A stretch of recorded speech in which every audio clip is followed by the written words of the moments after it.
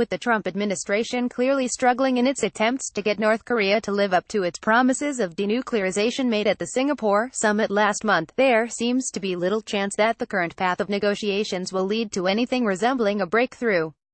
What is needed now is a little imagination on the part of Team Trump, but also a deeper reading of what Pyongyang is telling the administration and the world.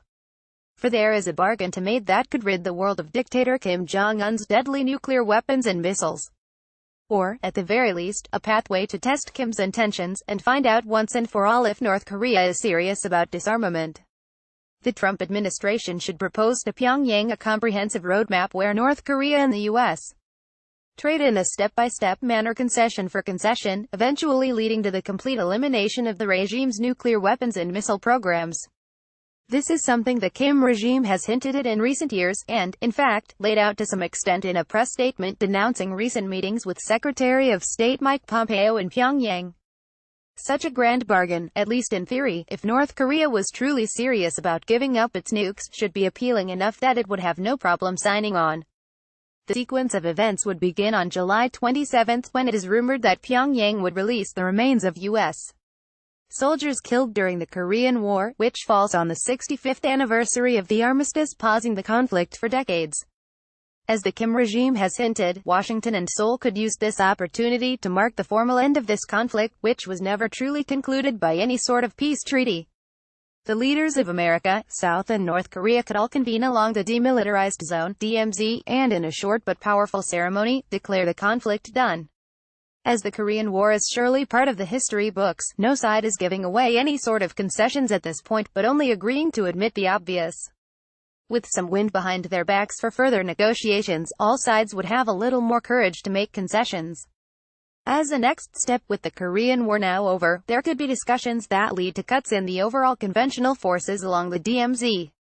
While all sides would likely not agree to massive arms reductions, a 10% cut phased in over 3 months that would be monitored by inspectors sent from all parties involved would go a long way to build trust, showing there can be a peaceful pattern everyone can take to reduce tensions. There would need to be movement at some point on Kim's nuclear weapons and missiles, but moving into that area in negotiations with Pyongyang is always where talks collapse. From here on in, things will get more challenging. There would need to be movement at some point on Kim's nuclear weapons and missiles, but moving into that area in negotiations with Pyongyang is always where talks collapse. A path must be constructed where America and South Korea ease Kim into the slow and steady dismantling of his atomic arsenal. A next step in this approach could be swapping inspections of North and South Korea's civilian nuclear programs. Both sides would get a look at how the other is harnessing nuclear power for peaceful purposes, opening the door that there can be trust around issues of even greater importance. Such an agreement could even involve exchanges of scientists from Washington, Seoul and Pyongyang, sharing vital nuclear safety information that has a clear benefit for all parties. Then comes the hardest part.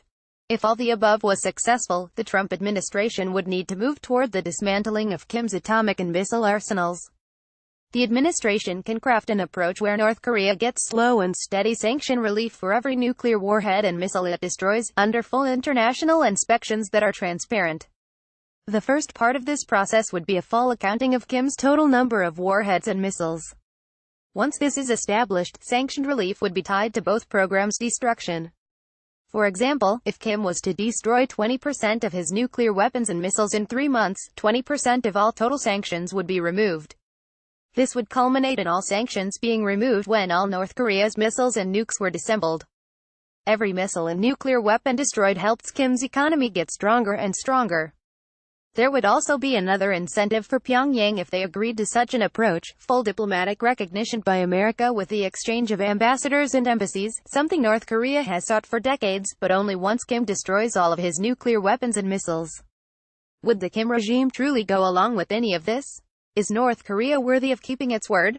We will never know if we don't try and truly and concretely test their intentions and offer them an approach that they seem predisposed to. I say President Trump needs to make Kim an offer he can't refuse. If he does, then the administration has some very hard choices to make, and quite soon.